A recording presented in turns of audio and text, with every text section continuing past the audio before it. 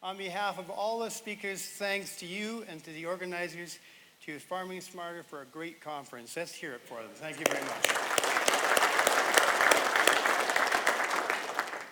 So there may be two possible reasons why I am your last speaker today. One of them was given to me immediately when I walked into the room by two very good friends of mine. And these have been friends for over 45 years. And I wish I could say something like, the years have lent them grace.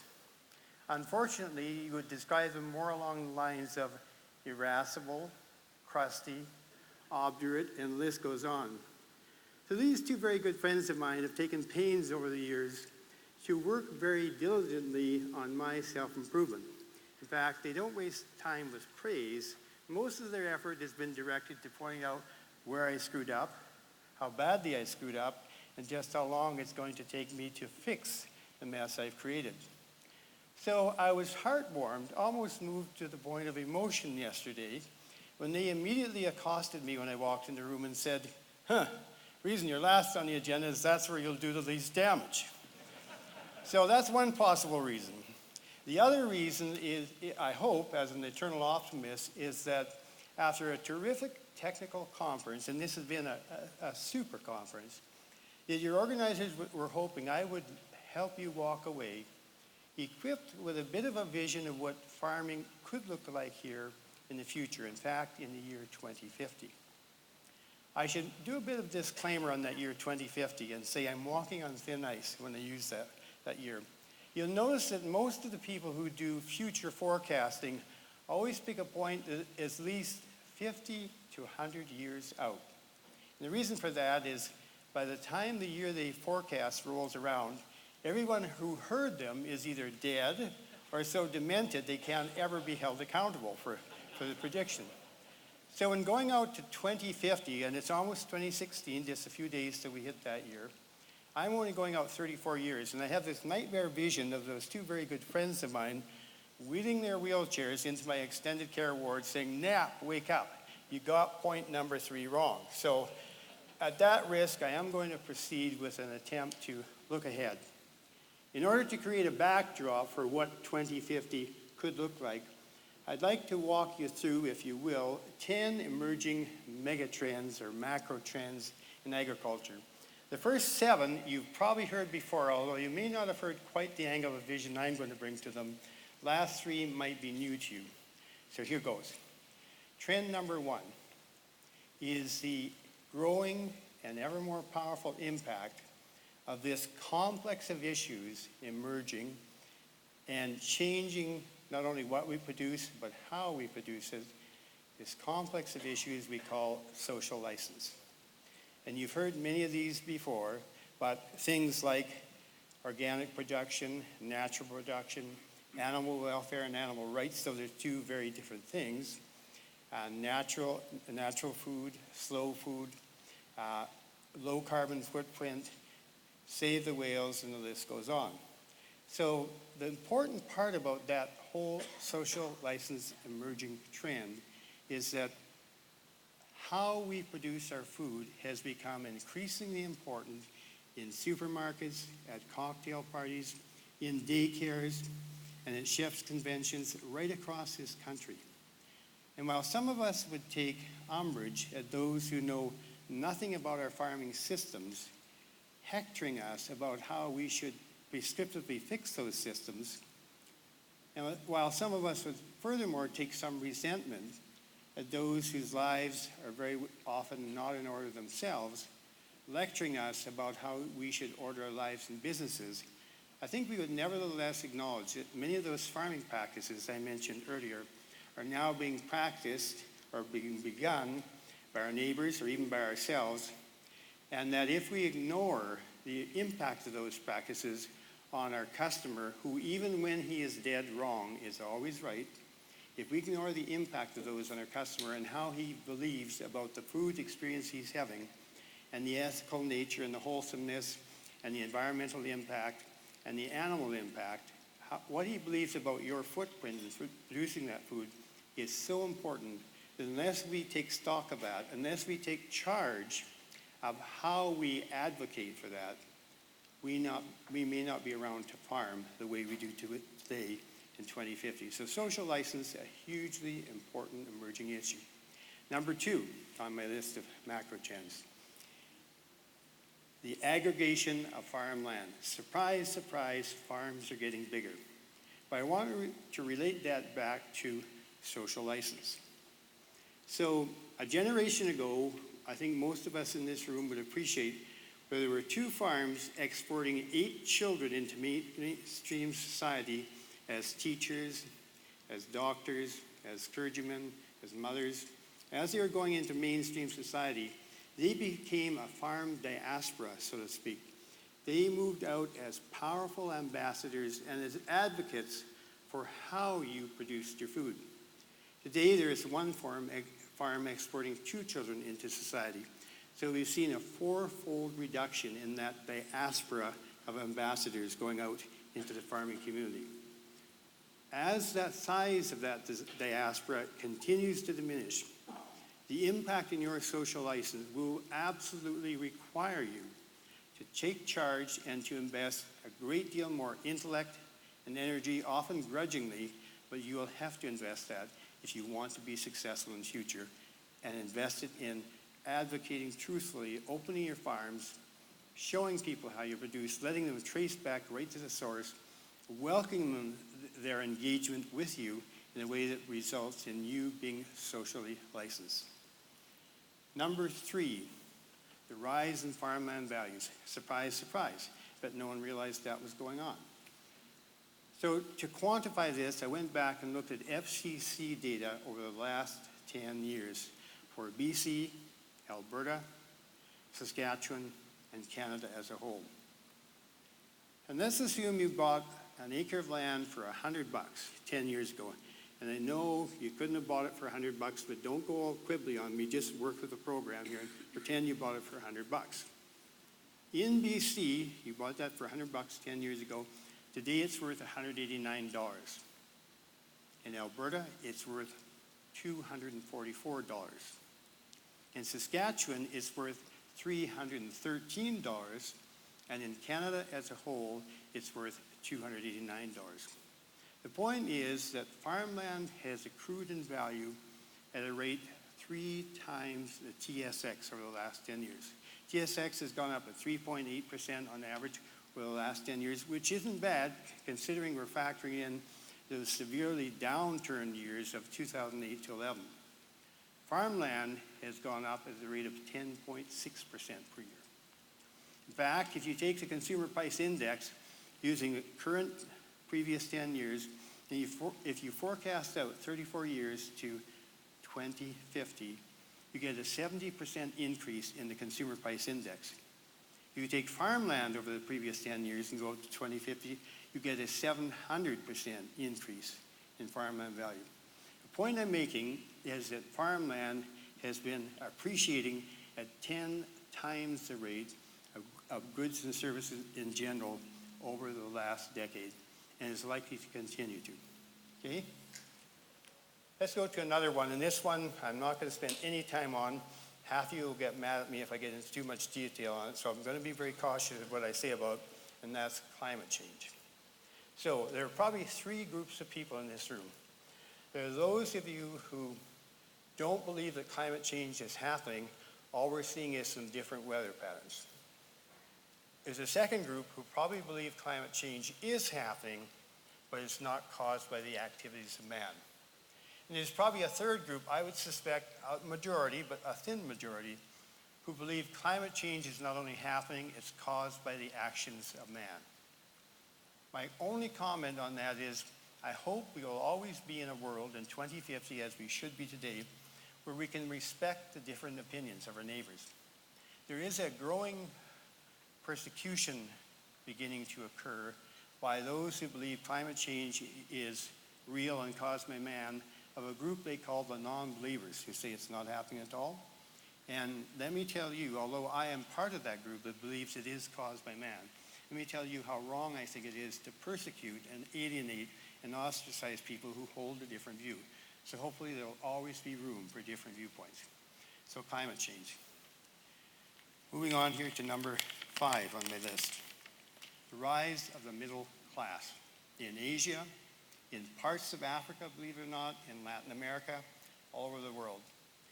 So as the GDP of various nations has gone up, we've seen a huge emergence of a big middle class and a much smaller but nevertheless very important wealthy class.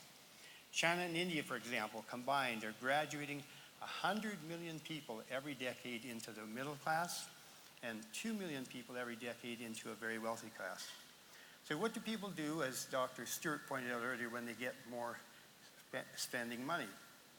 They buy more calories, often in the form of animal protein, but they up their caloric consumption.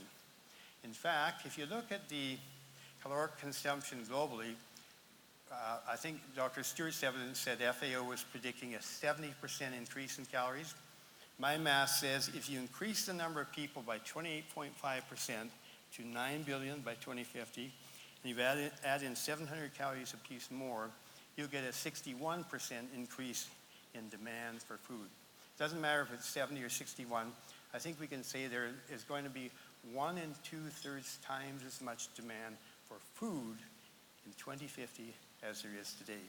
And that will have a powerful impact on how you produce and what you produce when I come back to some of these other points. Number 6, a decrease in farm support payments. I'm not including crop insurance in this. There is some great publicly funded crop insurance programs through AFSC. There are some emerging good programs in the private sector. But if you go back over the last 20 years, 2 decades, the amount of public funding that was paid out into farm support programs, depending on exactly how you do your math, is in the $20 to $30 billion mark. So there's a lot of money being paid out from governments to agricultural producers in terms of farm support payments. And in this room, you can think back 20 years. You'll all recall tripart stabilization and Western grain stabilization and GRIP and NISA and FIDUP and the APF, and now more recently over about the last 8 years, agri-stability, agri-invest, agri-insurance, and agri-disaster. What we're seeing in this last few years is a fairly dramatic shift, a reduction in farm support payments. So why is that happening? Well, 3 reasons. The first reason is a quite natural one. We are having better years recently than we had back. Remember the horrible drought of 1999 to 2002? That was worse actually in terms of reduced moisture than the 4-year drought of the 30s. So that was terrible. That was followed very hard on its heels by a terrible BSE crisis of 2003 to 2005. I know that because I sent checks to most of you in this room, and every one of you phoned me back 7 times to tell me the check was late and I should fix the program, but that's beside the point. So one reason is better times in agriculture. A second reason is that when you're going to Treasury Board for a disaster payment in a time of surplus, it's relatively easy to get. The way the process works is you go to Cabinet, you get a disaster declared, you walk with that over in hand to the tight-fisted guys in the Treasury Board, and you say, here, I need a special warrant or a sup estimate, they're essentially the same thing, and give me $500 million or $1 billion so I can make a payment.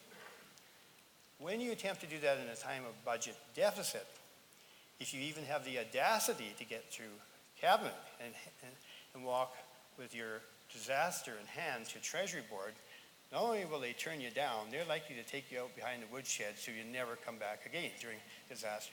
So it's almost impossible to get these sudden emergent disaster payments during a time of budget deficit, unless something is really, really dire.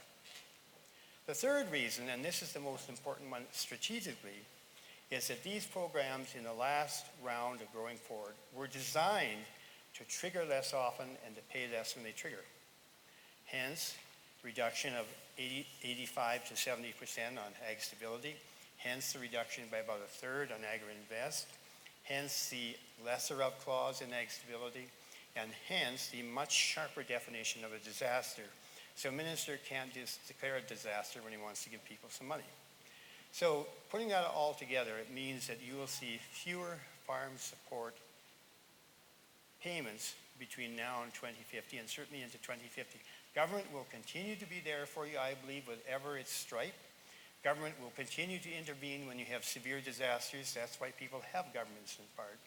And hopefully there will always be investment by government in important things like research and extension and in crop insurance and so on. So I don't see government not being there, but I certainly see a reduced stream of support payments, and the recommendation is don't count on them as a big part of your future, other than crop insurance, which is an actuarially sound program, will certainly be there in the future.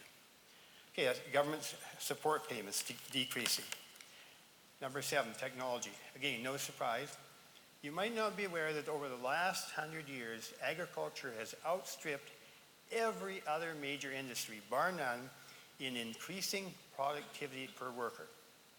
And if we think back to reapers, binders, combines, the steam tractor, the diesel tractor, GPS, GMOs and DNA, and if we think forward to things like remote sensing, drones, robot machinery, amazing breakthroughs that we can't even imagine in this room in biological sciences, there's no question that the willingness to embrace technology in this room, and hopefully in those who follow you into 2050, will continue to keep us well ahead of the average industry in terms of productivity per worker and our capacity to survive because we innovate.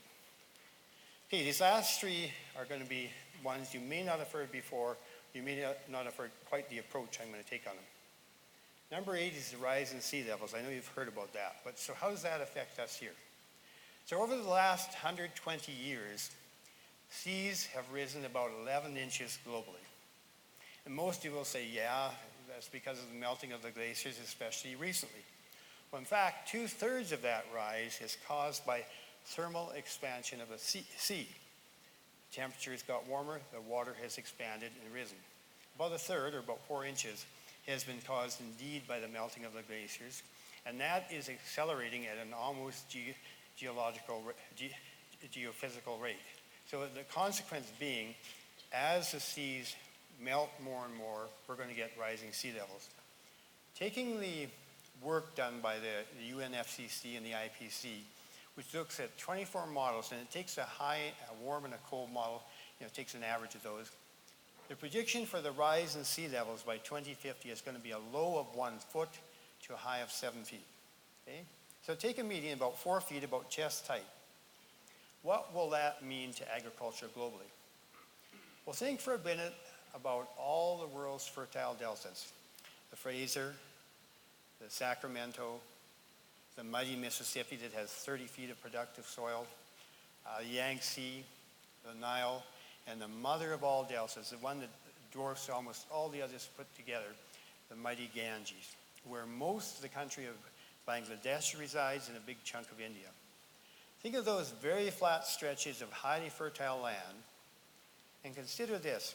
Not only will they be buried as a primary effect by another 4 feet of water in my example, which will eliminate millions of acres of the globe's most fertile land from agriculture, there will be a secondary and a tertiary effect, and those are these. We know because of the ocean surface warming, we're getting more violent winds coming off the surface, and those more violent winds are creating much stronger storms. They're giving rise to these giant 6 to 10 foot waves. Place one of those storms on one of these high tides we get a couple times a year, these really very, very highest point tides. And add those 6 foot waves to that. And consider that as the ocean level has been rising naturally, the water level has been rising, the beaches, which are the ocean's natural defenses, the shock absorbers between the water and the land, those have been struggling to keep up. You get these 10 foot waves at a high tide utterly overwhelming the beaches, flooding miles inland, killing the crops on tens of millions of acres in those fertile deltas, and worse, depositing salt on those acres in a way that they're not farmable in the future. Sure, with rainfall, you can leach the salt back out over time, but the frequency of the storms will mean there is never enough time to get back on and farm them. So you've got a secondary loss of a huge sterilization of a belt inland from just where the sea level has risen. The third, and perhaps the most troubling impact, the tertiary effect, is that all those billion people who live in those areas are going to get pushed inland against their neighbors. Think of the people of Bangladesh who are poor and probably hungry. What do you think they're going to do when they have no land and no water? They're going to fight. That's what people do, because they're desperate. So you're going to create this broad band of geopolitical destabilization inland where the water has moved inland and sterilized the soil. So you get these three belts of tremendously valuable agricultural land. Two of them are lost permanently, and one is lost intermittently to agriculture. That will have a profound impact when we talk about 61% or 70% more calories needed if you combine that with a shrinking land base. Number 9. The CIA puts out a handbook every year. Anyone seen the CIA handbook in the room? Anyone read it? No? Well, it's actually an interesting book. What they do is they look at all the spots in the world where you could invest safely, where you shouldn't invest, where you should travel or where you shouldn't travel, and so on. And they also do a little bit of forward looking. So recently the CIA put out an annual handbook, and they made this prediction in it where they had integrated a whole bunch of data from the UN and a number of other sources. And they said, it won't be many years before only 6 nations of the globe's 202 nations will be net food exporters. So only 6 will export more food than they import. Of course, every nation, based on its comparative advantage, will continue to export and import, but only 6 will be net food exporters. Or to put it in more graphic terms, only 6 will grow more than they eat. Those 6 nations, by the way, according to this prediction, are Australia and increasingly the western half of Australia as rainfall patterns move west. Kazakhstan, the Ukraine, and unfortunately, this was made before the troubles in the Ukraine emerged, so temporarily we can scratch eastern Ukraine at least off that list. In South America, Argentina. In all of Europe, only France. In North America, Canada. And in Canada, the powerhouse is in the west. So think what that might mean for us as food producers. Lastly, the global land rush. I liken it to a gold rush of old. Sovereign wealth funds, pension funds, and large endowments globally have bought up or long-term leased 200 million acres of agricultural land. I repeat, 200 million acres. How big is that? It's 35 times the size of southern Alberta, or 2.25 times the entire size of Western Canada's agriculture. Okay? That's a big chunk of land globally. Let me give you some examples. In one 3-year period, China bought 750,000 acres of land in Africa. In another period, Saudi Arabia spent $800 million buying land in South America, Australia, Africa, and Eastern Europe. In another period, Japan and South Korea spent similar amounts acquiring land in South America and Africa. What do you think is going to happen to the people of Central Africa, for example, where China has a big stake in the land? We're struggling to feed themselves now when a big portion of their food suddenly gets exported either to China directly or to wherever China directs it. What's that going to do to the politics and the stability of those countries? It's not going to help. So we're going to get more political destabilization and more issues. So why are those nations, those sovereign wealth funds, investing in farmland? Well, the guys that run those funds are the cream of the investment community. These are smart dudes. And they know about that 10.6% versus 3.8% annual return. It makes a darn good investment.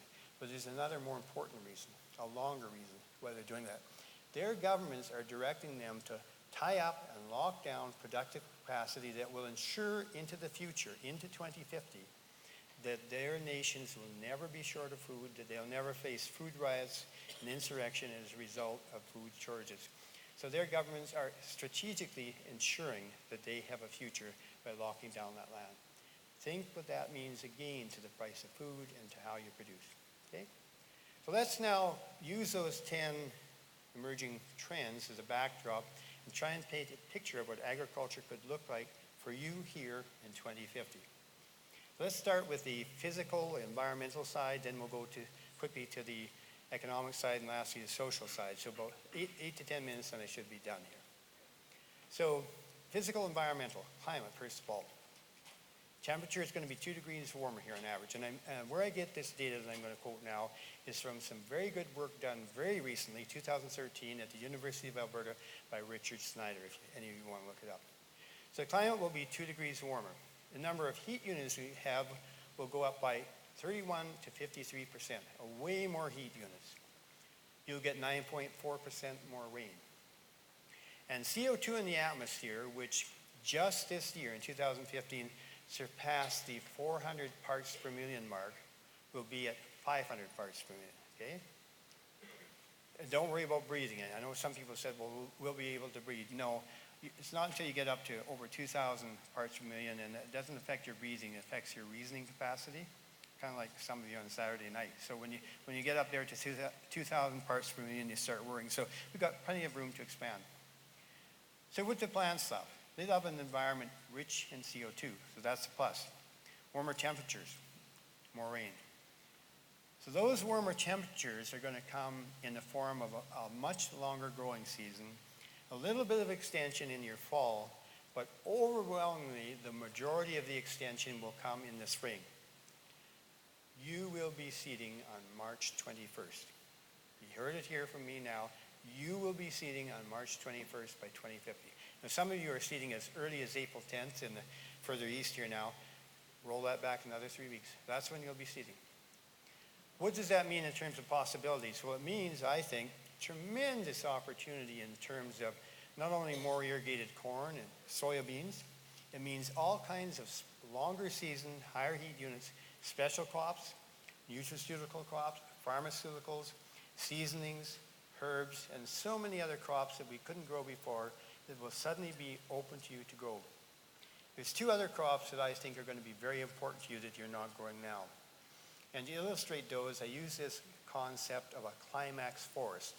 Most of us understand that where you get a burn or an avalanche or wind shear, you get first the regrowth of this shrubby species and then a secondary growth because they create the right environment for a slightly taller species.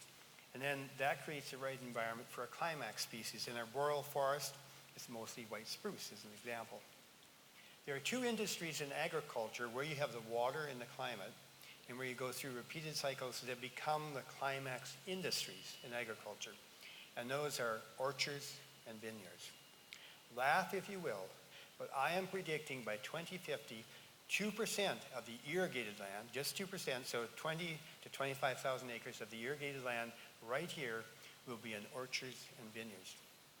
And why are those the climax industries? Because where you might make $4,500 once every 4 years gross revenue on potatoes, or where you might make $1,500 once every 4 years on seed canola, in those industries you make $5,000 to $10,000, sometimes $20,000 a year, every year. You seed them, and then for 25 to 50 years, you get that very high gross revenue each and every year. And within that gross revenue, if you're a reasonably good manager, you can get a good gross margin and a good net profit. That's why globally, those 2 are the climax crops. So my prediction is you will be, many of you just entering into establishing them, but they will have a firm foothold. And what they'll do for the economy is what potatoes and sugar beets and processed vegetables do now. They'll create tremendous spin-off effects and tremendous secondary economic activity will drive the economy in southern Alberta powerfully. Let's look at the downside of climate.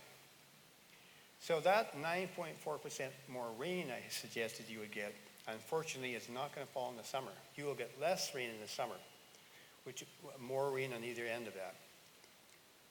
Combine that with a 2-degree higher temperature, and you have not only a soil surface with higher evapotranspiration rates, you have plants themselves, as again Dr. Stewart pointed out, with higher evapotranspiration. The result is you will need to apply significantly more water. Now, the other downside of climate change is it's clear that we're going to get more extremes. Over the past several hundred years, a 4-year drought twice a century has been the norm. And we saw it in the 30s and again from 99 to 2002. We saw 2 4-year droughts. what we are going to see is 3 or 4 droughts of 5 to 7 years. So let's think about this for a minute. We're drawing down more water annually to irrigate crops to evapotranspirating more. And we're growing crops that can take more water, the corns and so on of this world. And we've got these big reservoirs. And by the way, I think we'll have almost a third more reservoir capacity by 2050, on stream and off stream. I'm not going to get into the very difficult area, an area fraught with landmines about interbasin transfer, although I have my own beliefs on where that's going to go, but I'm going to leave that interbasin transfer aside. But just sticking with the water we've got, there will be about a third more storage. Storage will be important. If you think water policy is a big issue today, it will be the dominant issue. And this is why you need to be good advocates for yourselves. The dominant issue in 2050. It will overtake healthcare as the issue of 2050. No water, no life. Okay? So think of these reservoirs, more of them, being drawn down more on an annual basis by the water you use for your higher value crops. And think of the evapotranspiration rates on the reservoir surface itself. You're going to get much more loss in a higher ambient air temperature of water from those surfaces. So unless we figure out a way to cover with some type of floating reflective cover or something, those reservoirs, they're going to get drawn down in those 5 and 7 year droughts at an alarming rate. That will mean, just as some of you saw in 2002, water rationing is a more frequent part of your irrigation future. I'm predicting that about 1 acre in 7 in agriculture in southern Alberta will go into what I call intermittent irrigation. You will pull it out of irrigation in those years where the cost of getting water to it or the low productivity of that particular piece of soil doesn't justify your higher cost for water. Whereas today we say 4% of the land in Alberta is irrigated and it produces 20% of the value of our crop, I'm saying 3.5% of the land in 2050 will produce 40% of the value of our crop because it's a much higher value crops. Okay? Let's switch to the livestock sector for a minute. So south of us, we've got a semi-arid ecosystem. Here we're in either the mixed grass or the dry mixed grass subregion. There's a belt to the west and north of us called the fescue grassland, about 50 to 80 miles wide. North of that is a big swath of parkland, and north of that is a great big boreal forest. So the climate models suggest in rough strokes, those ecosystems are all going to shift about 1 notch north in 2050. So it's going to be drier down here. It's probably going to look here like it looked when Palliser came to the Triangle in that dry period 150 years ago. What does that mean to livestock? There will be a reduction by about 20% in my estimation of cow-calf pairs. Beef will increasingly, because globally that happens, because globally it becomes more scarce, beef will increasingly become a luxury meat like lamb is today. And speaking of lamb, you'll have more sheep in southern Alberta. Some of you knew I was going to go there. Why? And let me just give you a historical context here. In the 30s, there were about 800,000 sheep in Alberta, mostly right here. Today, there are about 200,000. I am predicting 1 million sheep in Alberta in 2050, mostly right here. Why? All over the world, in these dry pastoral grazing systems, grazers have discovered that while cows preferentially graze mostly grass, sheep preferentially graze a little bit of grass, but more forb and browse. And they've discovered that where you graze sheep and cattle together, you get 1.1 to 1.4 times the red meat production per acre as you get grazing either species alone. Okay? So I know you cowboys in the room love to wear your cowboy boots and your cowboy hats. Don't be surprised if your grandchildren say when you offer to buy them cowboy boots and cowboy hats. If it's all the same to you, Grandpa, I'd prefer you-boy boots and you-boy hats, okay? Just saying to you cowboys here. Okay, let's go back to dryland grain farming for a minute. No question in my mind, you will continue to be here and have a presence, even in a drier climate. You will be amazed, I think, by what plant breeders do for you in shortening internode distance and in reducing leaf area per volume of seed yield to the point you have very, very drought-tolerant and productive plants. Amazingly productive under very dry conditions. Feedlots. There will be about half as many feedlots.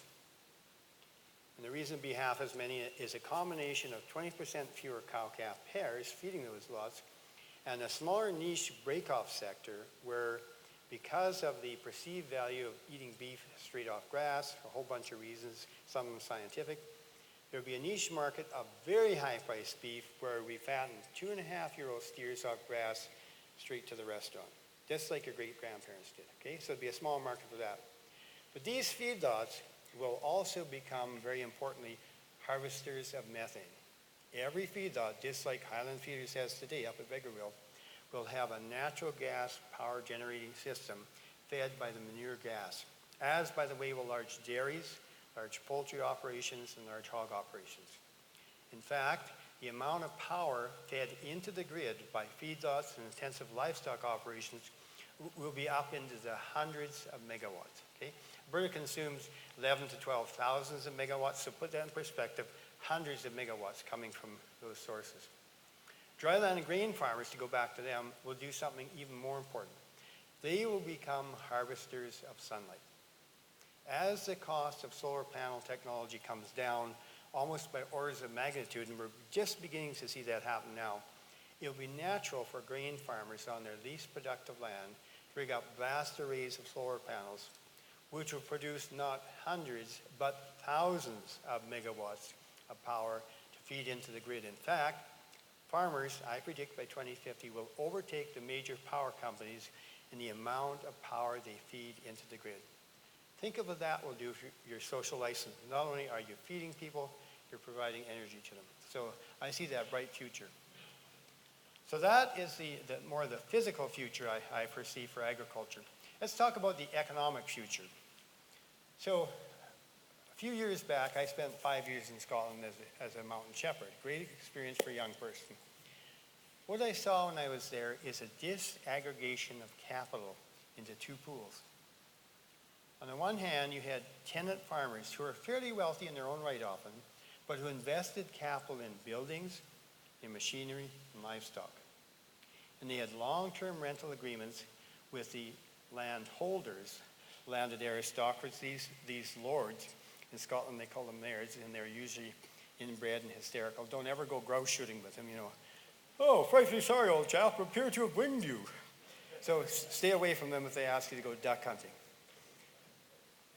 But the point was, there was a group of capital pooled amongst these landholders of big tracts of land, 20, 30,000 acres, and they long-term leased 25 to 40 years their land to tenant farmers, who, again, many of them did very well, these tenant farmers. Wind that forward into Alberta in 2050. Just keep that picture in your mind, not the grouse shooting, but the actual pool of capital in your mind for a minute. So I see four types of farms economically in Alberta in 2050. Firstly, just as we have today, about 20% of our farms will be smaller. They'll be fed by off-farm income, often full-time off-farm income. And the people who live in those farms will do so because either they like the farm lifestyle or because they're striving to get bigger, just as we see today. There'll be a second group of farms, about another 20%, who will be relatively small, perhaps 400, maybe as high as 1,000 acres, and they will have mastered intensity. They will be growing orchards, vineyards, very high-value field vegetable crops, and other crops. Amongst that group, by the way, I neglected to mention, will be greenhouses. Going back to feedlots for a minute, all the heat co-generated as a result of those methane-fired natural gas power-generating engines will cause the co-location and the co-capture of that heat from those engines by greenhouses to produce a fantastic greenhouse industry in southern Alberta. Where we have maybe a couple hundred acres under glass and plastic today, I see 1,000 acres under glass and plastic by 2050. In fact, those greenhouses will supply most of the fresh vegetable needs as California continues to run out of water to Calgary, Edmonton, Saskatoon, Regina, Winnipeg, to a massive market area comprising probably 10 million Canadians. Tremendous opportunities, and just as the orchard, vineyard, and intense vegetable markets provide economic spin-off, those greenhouses will create huge employment, huge economic activity at a secondary level right here in southern Alberta. Okay, so going back to my economic vision for a minute, that second type of farm will not only provide intensive management on a small acreage and make a high margin per acre, they also are likely to be the most likely source of this growing commercial trend of agritourism. Come for an experience to my farm by the pies I bake here, by the juice I squeeze here, by the fruit and produce I grow here, ride around on the hay wagon and have an experience here, enjoy yourself, feel like you're reconnecting with the farm, and I'll charge you lots for it and make lots of money doing it. That is where we're going with some of these farms. The last two groups bring me back to my vision from Scotland. About 60% of our farms will be large farms, and about half of that group will be large farms as we know them today. Large farms today are mostly made up of a fairly significant core of owned land and another significant core, almost 50% as much again, of leased land, usually an annual lease or crop share lease or shorter term lease. But the other group of those large farms will be comprised of landless investors in machinery and livestock and in buildings who actually have long-term leases from the new landed aristocracy in Alberta, in southern Alberta, and that's these landholders who do not farm. And they, because they're bankers, will not give the farmers of that land any capital unless they have a secure long-term lease. We will be pushed to longer-term leases by that aristocracy. Hopefully they haven't got too inbred by then, but nevertheless they will be there as an aristocracy. Okay? So that's the economic side of the equation. The other thing I should say economically is where the consumer spends 12 to 14% of his paycheck today on buying food, the consumer in 2050 will spend 18 to 21% of his paycheck on buying food. Food will be a relatively more expensive item globally because of a lot less land and a lot more, 2/3 more demand for food, and prices will inevitably go up. So it will be a great period to farming.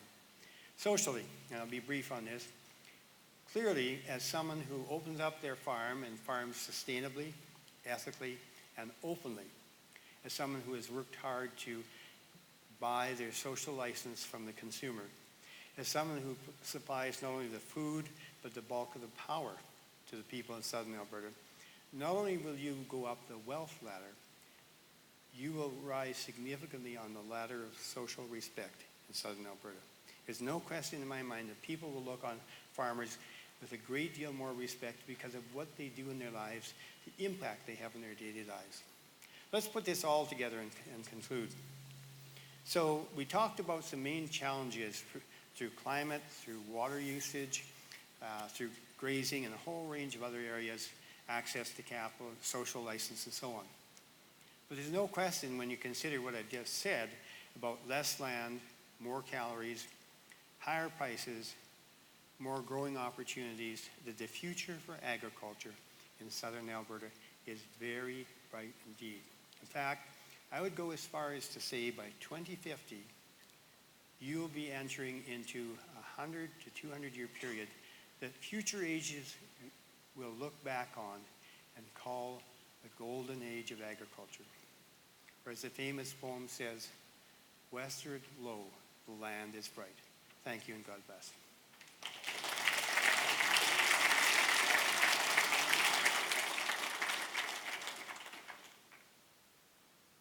Is there any questions for John before he runs off?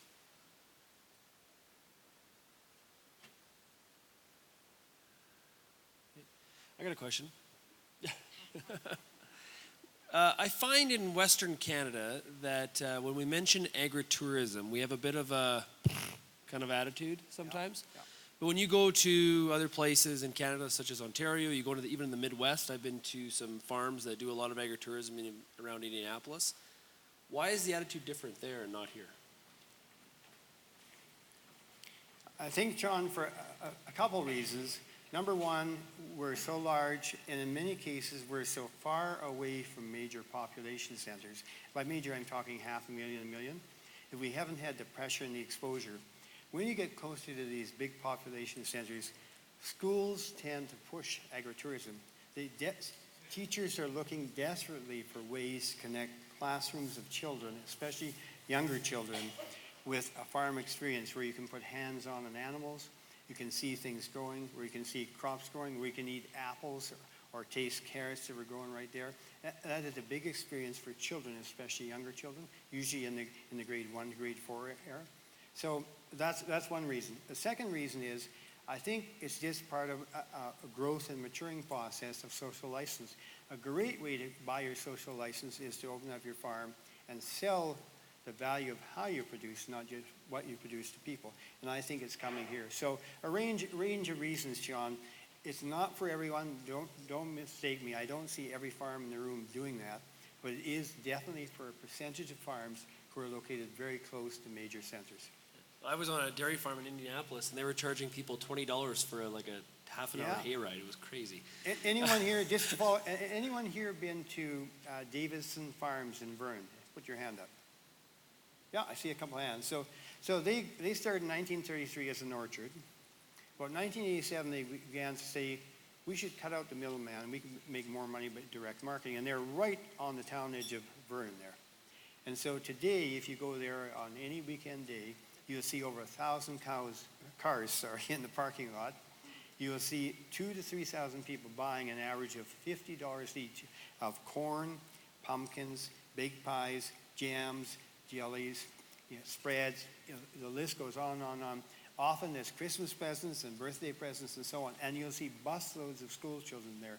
So what they've done is they've turned the farm experience into a commercial experience through their lands. John? Appreciate some of your comments, John. Do you actually go with farmers to bankers, give that speech so that we can get a little more money out of them once in a while? John, I'd be happy to come with you if you need for a price. Yeah. No, I mean... Yeah. But I do have a question.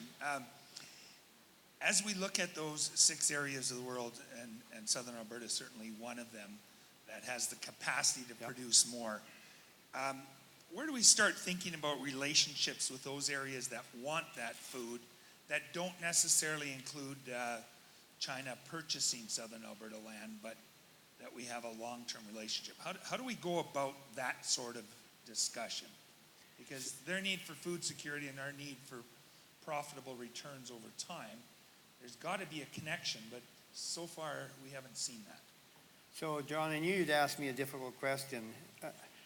My response is I think that one will tug at our very value system, and for some of you in the room, at your faith basis to a great degree, because you will not be able to rationally simply contract with or secure to all these climate refugees, so to speak. We're seeing climate refugees off the island of Tuvalu and off the Marshalls right now. You're going to see 1 billion climate refugees, so to speak. The poorer ones, we will have to find a place for. So I think it's not just a case of saying we can get more money in China or in South Korea. We will have to somehow, as a matter of volunteer policy, not mandated government policy. Worst thing could happen, government forcing you where you sell. We will have to take charge as part of our social license, John, of a process where commodity groups and industry and value chains come together and say, we are going to assure that the people of Eritrea, who, by the way, consume the lowest number of calories per person on earth, 1,560 calories per day versus 2,750 in the U.S., so about 40% of the calories that the U.S. consumes. We are going to have to assure that those people get a cut of the production. If you don't, we'll destabilize them. You think ISIS is something now? We will create so many other groups. It will threaten our way of life if we don't reach out and help those people. So all I'm saying, John, is how we do that. I think we go back to our core values. We become thankful for where we've arrived, in part by good management, but in part by sheer happenstance. We're here now. Part of it is that simple. And we actually go back to our values and say we have to take a percent of what we produce and contract in a guaranteed way at a very low price or at a nil price sometimes with the people who truly need it. That's the only way I see forward. If we don't do that, we will regret it. Economically, we will regret it. Okay, well, thank you very much, John, for your talk. It was awesome. Thank you. Thank you. My pleasure. Thank you, everyone. Thank you.